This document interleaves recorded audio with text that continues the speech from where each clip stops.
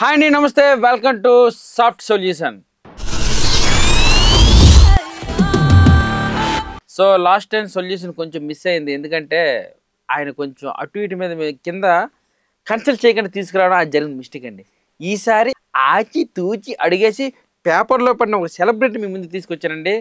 బేసిక్గా అండి సహాయం అదంతా తర్వాత ఆవిడ నోటిదని చెప్పేద్దాం. బేసిక్గా ఒక మనిషి మీద ఇన్ని కేసులు ఎందుకు వేశారు? సో నా దృష్టిలో ఇన్ని కేసులు పడ్డాయంటే ఆవిడ ముక్కుసూటి మనిషి అయి ఉంటుంది, లేదా నిజాయితీ మనిషి అయి ఉంటాడు. వీళ్ళిద్దరికేనండి కాసిన చెట్టుగా రాలన్నట్టు ఇలా నిజాయితీగా నీతిగా ఉండే వాళ్ళ మీద ఇన్ని కేసులు పడతాయి. సో ఆ నిజాయితీ ఏంటని ఆవిడ కిందనే చెప్తామన్నది. నేను కూడా మీ ముందే తెలుసుకోవాలని ఆవిడని తీసుకొచ్చి ఇక్కడ కూర్చుని పెట్టాను. ఆవిడ ఎవరో కాదు. నమస్తే అండి. నమస్కారం. ఏంటండి నాకు యాక్చువల్గా ఇది నిన్నటి బట్టి తెలుసుకోవాలని నాకు క్యూరియాసిటీ ఎక్కువైపోయింది. సో నిన్న మీకు అడిగేద్దాం అనుకోండి, కానీ అందరి ముందు అడిగి అందరితో పాటు నేను తెలుసుకుంటే నాకు ఒక ఆనందం కాబట్టి అడిగి తెలుసుకుందామని మరి ఇక్కడికి వచ్చాను. కన్స్యూమర్ కవిత అంటే నేను ఎక్కువగా కోర్టులో కన్స్యూమర్ కేసులు వేస్తూ ఉండడం వల్ల నన్ను కన్స్యూమర్ కవిత అని పిలుస్తుంటారండి. మీరేమనుకున్నారు? అంటే కన్జ్యూమర్ అంటే మీరు అందరికి సాయం చేస్తారు. సహాయమే చేస్తున్నానండి. నేను చేసేది సహాయమే. కేసు చేస్తే సహాయం ఎలాగవుతుందండి? ఇప్పుడు తప్పుడు ప్రచారం చేస్తున్నప్పుడు అది తప్పు అని జనాలకి తెలియచేయడం మంచే కదా. ఎస్, చూసారా, తప్పు చేస్తున్నప్పుడు నేను ఎందుకని అన్నాను ముక్కుసూటి మనిషి అని. అలాంటి తెలిసిపోతుంది ముక్కుసూటి మనిషి అని. తప్పు చేస్తున్నప్పుడు తప్పు అని చెప్పడం తప్పు ఎక్కడ ఉందండి? తప్పే లేదు. అలాంటి మనిషిని పట్టుకుని తప్పు అంటే ఎవరికైనా కోపం వస్తుంది కదా. Yes, okay. అయితే ఈ పేరుని అలా నామకరణం చేశారు. ఇంతకీ మీ ఇంటి పేరు ఏంటండి? మా ఇంటి పేరు చెప్పడం అవసరం అంటారా? పర్లేదు చెప్పండి. ఆర్ కవిత అండి. ఆర్ కవిత చాలా బాగుందండి. ఆర్ కవిత కాస్త ఆర్ పోయి కన్జ్యూమర్ తీసుకొచ్చారు చూడు. నిజంగా పట్టుదల, అదే నిజంగా మీ కృషి పట్టుదల. ఎస్ అండి, చాలా బాగుందండి. అసలు కన్జ్యూమర్ కవిత గారు, ఇంతకీ మీరు వేసిన కేసులు ఏంటండి? చాలా ఉన్నాయి. అందులో సరదాగా నాలుగు చెప్పండి. సరదాగా ఎందుకు, సీరియస్ గానే చెప్తాను. అదేనండి, మీకు ఎలా ఇస్తారో చెప్పండి. సరే, ఒకరోజు అలా కూర్చున్నానండి, టీవీ ఆన్ చేసా. టీవీ ఆన్ చేస్తే అప్పుడే నూడిల్స్ యాడ్ వస్తా ఉంది. 2 నిమిషాల్లో అయిపోతుంది అని అన్నాడు. సరే కదా అని కరెక్ట్ గా టైం పెట్టుకొని మరుగుతున్న నీళ్ళల్లో నూడిల్స్ వేసా. 2 నిమిషాలు కాదు, 20 నిమిషాలు పట్టింది. 20 నిమిషాలు పట్టింది. 2 నిమిషాలు అని చెప్పి ఈ తప్పుడు ప్రచారం చేసి మనలాంటి జనాల్ని ఎంత మోసం చేస్తున్నారండి. అవునా కాదా? బుద్ధున్న ఏ ఎదవైనా కానీ దీన్ని తప్పుడు ప్రచారం అనే అంటారు. తప్పుడు ప్రచారమేనండి, తప్పుడు ప్రచారమే కదా. సో ఇలా జనాలందరినీ మోసం చేస్తున్నారని ఆ కంపెనీ మీద కేసేసాను. 18 నిమిషాలు మన టైంని, మన ఎనర్జీని అన్ని వేస్ట్ చేస్తున్నట్టే కదా వాళ్ళు. 18 నిమిషాలకి కేసేస్తారా?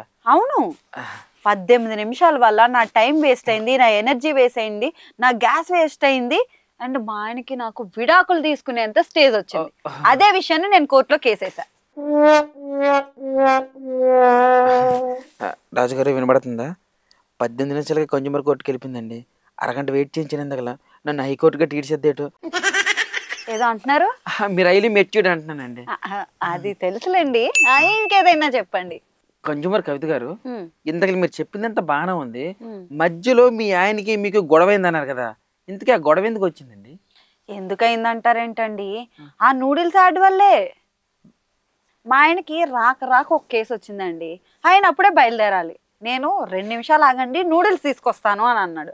ఆయన సరే కదా అని కూర్చున్నాడు. ఎక్కడైంది, 2 నిమిషాలు కాస్త 20 నిమిషాలు అయింది కదా. 18 నిమిషాలు వేస్ట్ అయింది. 18 నిమిషాల్లో కేసు వెళ్ళిపోయింది. ఆ 18 నిమిషాల్లో కేసు వెళ్ళిపోయినందుకు నీ వల్లే లేట్ అయిందని నన్ను అన్నాడు. నేనేం చేశానండి? 18 నిమిషాలు ఆగలేడు ఆ మాత్రం భార్య కోసం.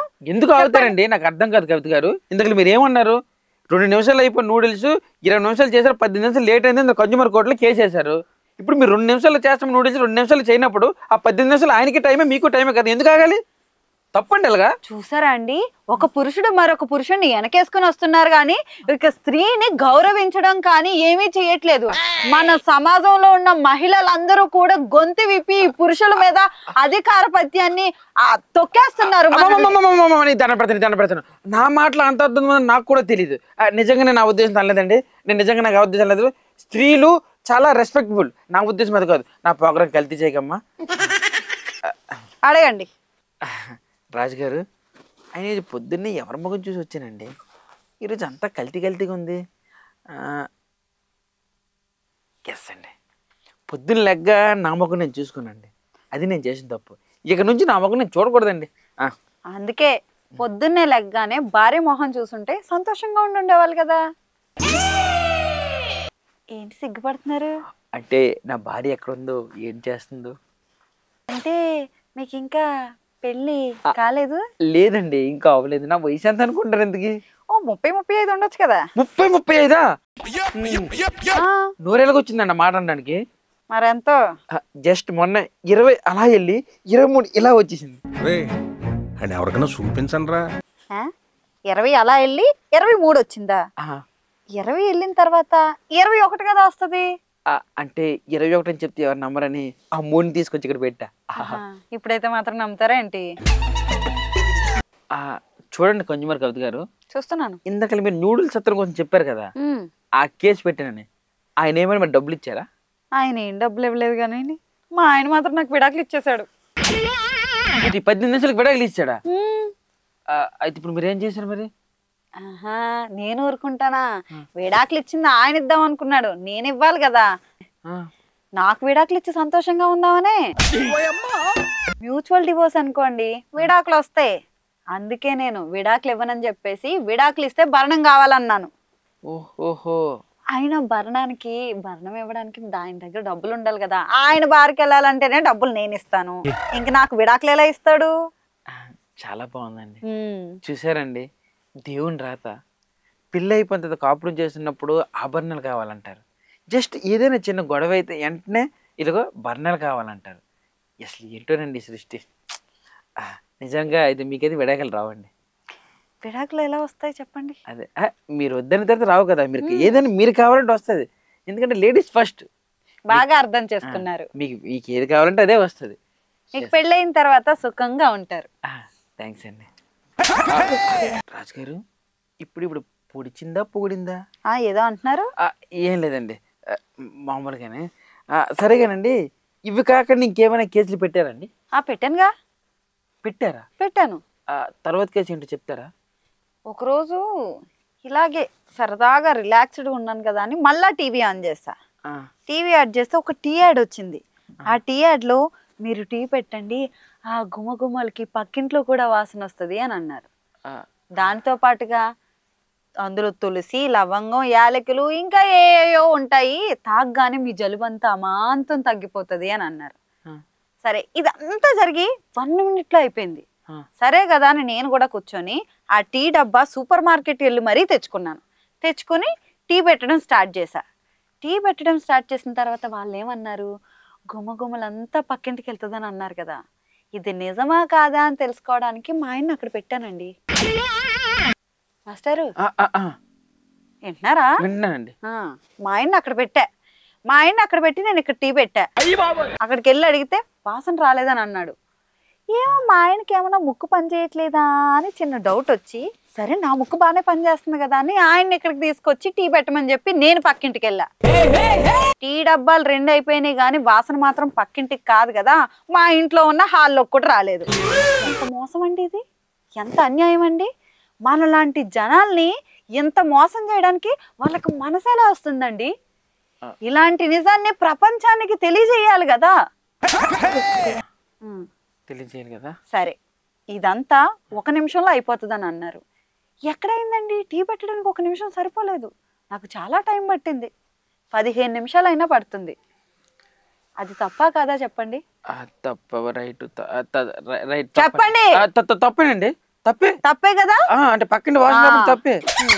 సరే పోనీ ఇది ఒకటే అబద్ధం చెప్పారు. మనుషులు అన్నాక తప్పులు చేస్తూ ఉంటారు, సరే చిన్న తప్పే కదా అని క్షమించేశా. ఎంత గొప్ప హృదయం అండి నాది. అవునా కాదా చెప్పండి? చెప్పలే. అవునండి. సరే ఇది అయిపోయింది కదా అని ఇప్పుడేమన్నారు, తాగగానే మనసు ప్రశాంతంగా ఉంటది, జలుబు అంతా తగ్గిపోతుంది అని అన్నారు.